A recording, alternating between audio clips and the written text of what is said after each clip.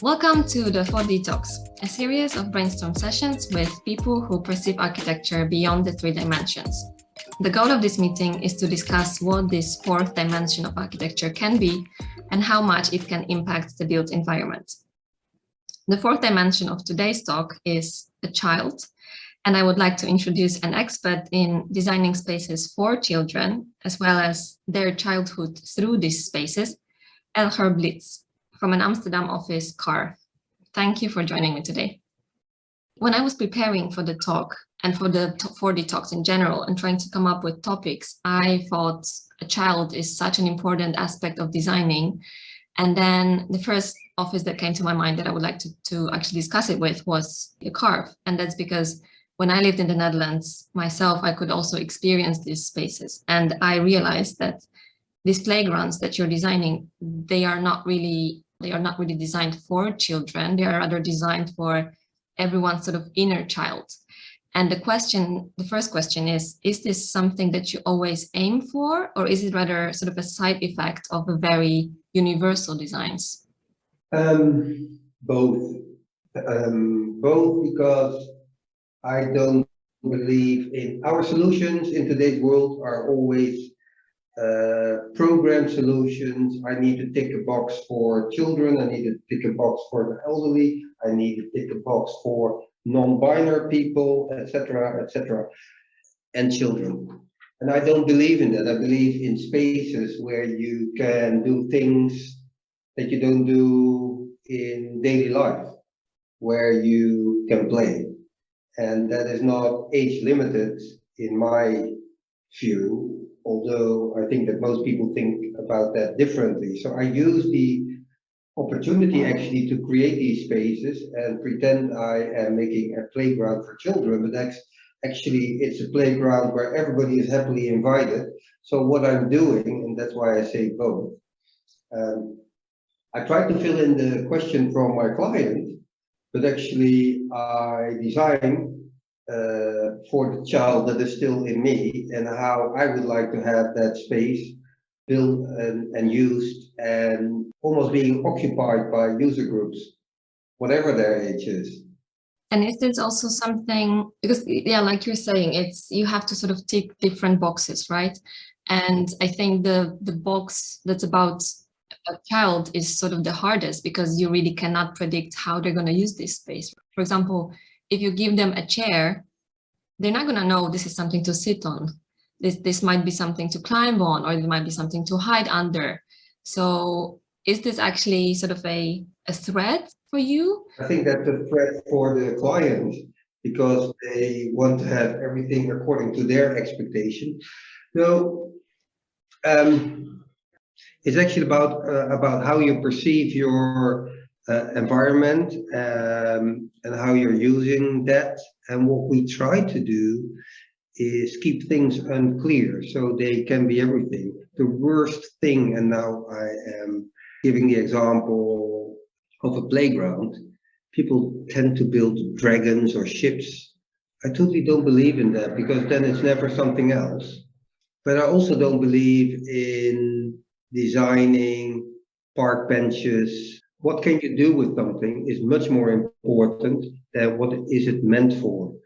And children are not yet spoiled up to a certain age to see the limitations of things, so they exploit that environment in a much better way than we do. For us, a chair is always a chair. You can sit on it or you can move it maybe if possible, but that's it. But they can do so many more things with it. I guess it's more about sort of giving the opportunities than imposing any specific actions, right?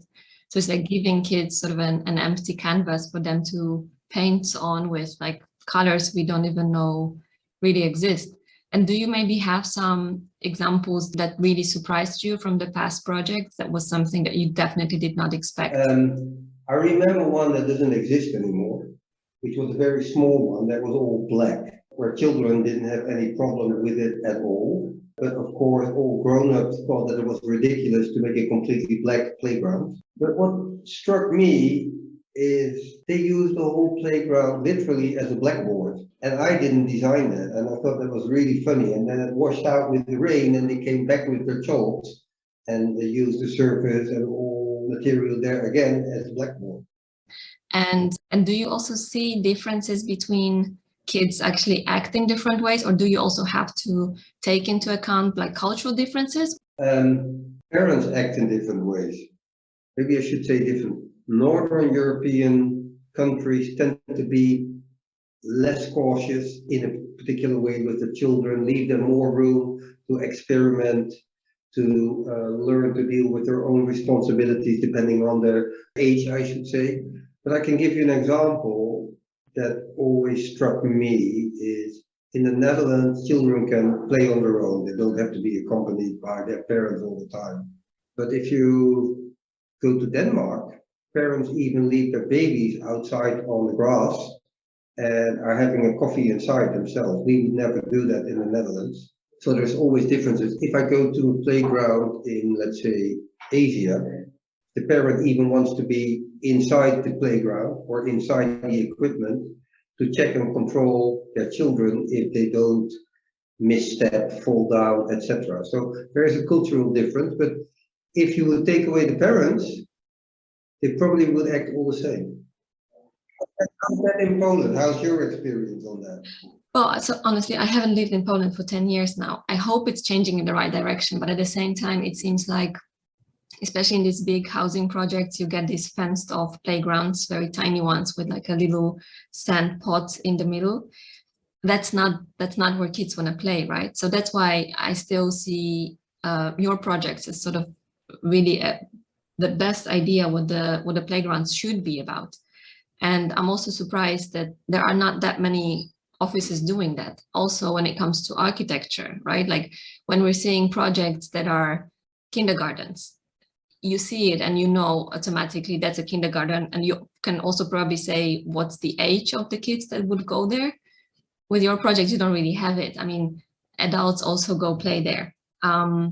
There is I see there's more happening in this direction. I think it's also about, when we're talking about the child as a sort of fourth dimension of architecture or of design in general, you're also talking about designing child-friendly places, right? So it's not just a place for a child, but a child-friendly place. So designing spaces for them where they feel safe, where they not only safe in terms of like they're not going to be hit by a car, but also in terms of gender equality and things like that. So I think, yeah, there is a big movement also from an urban planning perspective. But when it comes to a smaller scale, for some reason, I think it's still missing when it comes to like playgrounds and architecture.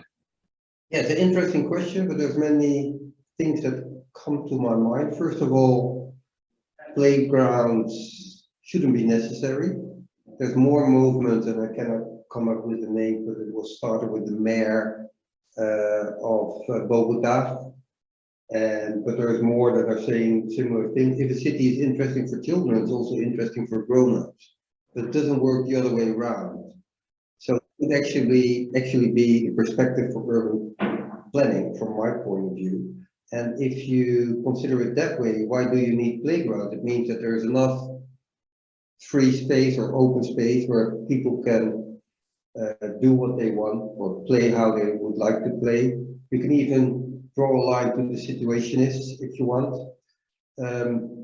But the playground we are discussing at this moment is what I call the spaces that we, within, say, financial perspective of a development, need to dedicate to children. That's what we consider playgrounds.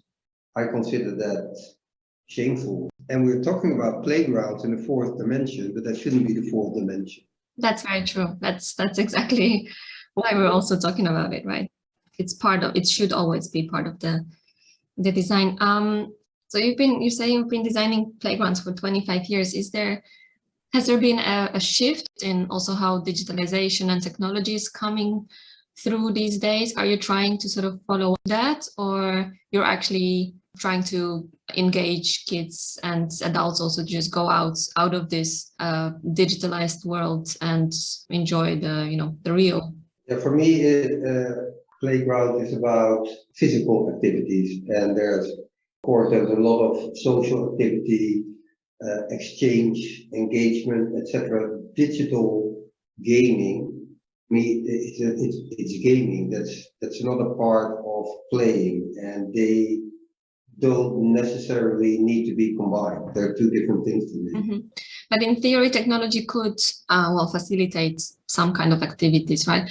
I'm not sure if that's actually your project, but there's this. I remember myself playing at Belmare. There is this sort of the stations where you can also put your phone, and then there's it's like a mixing music station sort of thing that you can put your phone on, and then the music plays. To me, it's a gimmick because basically it is where you can play loud music, not disturbing your neighbors. And it's all playing, maybe the link with it, all playing is about what is allowed. So there it's allowed to make noise. But if I would bring my own boombox, it's no longer allowed. And so I think it's smart from the manufacturer to come up with such a thing, but I don't believe that it really brings anything special. Mm-hmm. I kind of like that it's something that attracts a different group of people. Because I think maybe these days it's actually the hardest to get teenagers involved, to stay outside and enjoy their time. And this was a perfect way to do that. Because they're not allowed to be anywhere. For that reason, you can say that that particular piece of proprietary equipment is interesting. But the question is, why are they not? We are grown-ups. So where do we play? We play in the bar. Or we play in the soccer stadium watching soccer, or we go to a festival. But imagine you're a teenager. As soon as you're more than 3, you're a threat for the neighborhood. Nobody wants you to be in front of their door or porch. You're not welcome in the shopping mall because you hang out and you don't buy. You're not welcome in the bar because you're too young. So in the outskirts, this is the funny thing, we create this DJ table, and we should be happy for them. Of course, there are children that find their way there, but I think it's weird. We need to embrace teenagers. They're part of our society, and they need to have a place where they can hang out, where they can sit, where they can watch. Because as soon as we are grown-ups, I live in the Pijp in Amsterdam. You also know how terrible that is with all the terraces. But I shouldn't complain because it's commercialized. It's allowed, but for me, that's also a hangout for teenagers. Mm-hmm. So what I want to say is all about what do we actually accept from teenagers or other age groups, and that's where I position that equipment. Although it might be really nice to play with it for a while. I totally agree. If I would be 12 years old and I discovered it, I would be thrilled also. But for how long? And what does it bring? And is it not actually an excuse for something else? And that's the same for playgrounds in general, because I also think that other children should play in front of your house, should play in the shopping mall, should play anywhere where there's space for people where there's public space or public realm. So maybe we should actually try to design a teenagers-friendly city. Maybe here we see a bigger problem than. Should we try to design it, or should we always consider that they are there and allow it? Yeah, I mean that's sort of the first idea about designing for children. That is not really designing anything. It's often just allowing them to do things, right? So to sort of wrap it up, I would like us to come up with maybe a list of principles of an approach in design in other projects and also in architecture, because I think that's really missing. We mentioned, playgrounds, we mentioned landscape design, we mentioned urban planning, but then when it comes to architecture, like also shopping malls, we don't consider kids as the dimension that we also have to take into account. So one thing is definitely sort of abstract spaces, right? Allowing them to do more, some undefined actions to happen. What else do you think we could take into account? If we're talking about urban areas, I think that 80% of the problem is already solved if we take out the cars. I used to play on the street. That's how simple it is. And fancy playgrounds are maybe not even needed. although they do attract. I mean, special architecture attracts too. But the other thing is, in architecture itself, like imagine a building, imagine an apartment building. There's always vertical transport, there's stairs, etc. But there's seldomly a place where children can play within the building. Although in the Belmar in the 60s, we had these indoor streets where that could happen. So why we were involved in a project in Korea, and I analyzed the project. There was a housing project with 5 towers, and it was a shopping mall. And when you look through your eyelashes, you notice that actually what they were doing, they were stacking the whole world together. They put the towers on top of the shopping mall, and the roof of the shopping mall was the park, and the plazas in the shopping malls were actually the urban squares. So in a modern world, we could live more vertically. So we need to incorporate these things in our buildings, but we don't, because every building is being priced per square meter. Every tender project describes how many apartments you need to squeeze in an impossible small plot, etc., etc., etc. Every tender project also starts with playful render porn about how many people joyfully play around the building, but in the end, it's not. So if we allow more room and financial space to incorporate these things, then part of the architecture could be about playful living within the vertical structure. There's some attempts, but usually they only make you win the tender, and then they are easily wiped out again for are actually in the stages of value engineering, because they cost and they don't bring up money directly. Mm-hmm.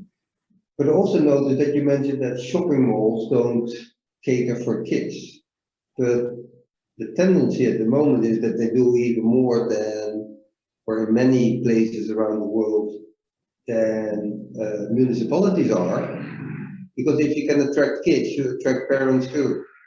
And actually, I think that's a real sleazy way to go, but that's how it works. Yeah, but if if the space is well designed, then why not? I guess. Yeah, who am I to judge? That's true. Because in many cities around the world, there are no public spaces. Mm-hmm. Yeah, I know these little playrooms for kids in shopping malls, and this is not a place any child would really like to go play. No, neither would I. Yeah. I think another interesting thing maybe to add to it is that when we're thinking about, like when we're designing buildings, we always think about people having problems with mobility, like we take into account handicapped people, we take into account older people. So we try to make spaces accessible for them. And then when it comes to kids, we often take into account what kind of limitations we have to put around them so they stay safe, instead of actually allowing them also to go through spaces freely in a safe way. True. Or learn them how to make safe use of that building.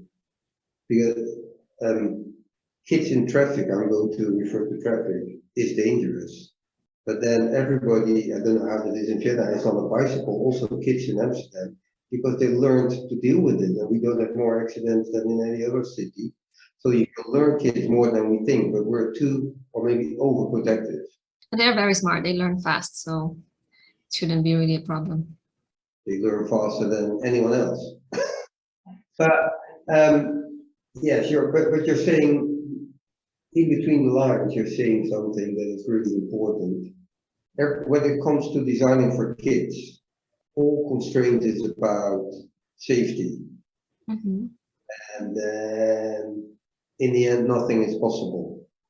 Where if you look at the figures, again, traffic is so much more dangerous than any other activity that we do, also for children. But we think that we need to protect them in the playground, where I think we need to protect them from traffic and not so much in the playground. The playground is actually to learn to cope with your possibilities, your limitations, and your ability of judging or dealing with dangers, small, overseeable dangers, to protect them from car traffic, etc. Because that's where the real danger is. And the same is in buildings. You can fall down stairs, but if the building is 40 stories high, you can still fall down only one stair. And also in a condominium, you've got stairs where you can fall down. So what's different again? There's still a lot to learn and to share. But it seems like you're doing it in a really, really good way. Hopefully, I don't know. I'm just saying how I feel, not so much about what I think is really needed. That is just what I see when I look outside and what I judge. And most of it is all stimulated by concerns on safety. Where we live in the safest world ever, a safer environment than we have ever lived. That's very true. And it's when you read articles on that topic, it seems like with actually very small urban interventions, you can improve the safety so much, like we're talking about 300-400 times. It's definitely an answer to many questions. All right, thank you so much. I hope there's some lesson not only for architects, but also for non-architects here, that we're all gonna, on one hand, maybe try to be a little bit more childlike in urban space and in architecture, as well as architects try to design spaces that are better for children, which also then means better for everyone, basically. Thank you very much for asking me, Magda. I hope it was interesting. Absolutely. Thank you so much. Enjoy the rest of the day. Okay, you too, Magda. Okay. Bye-bye. Bye.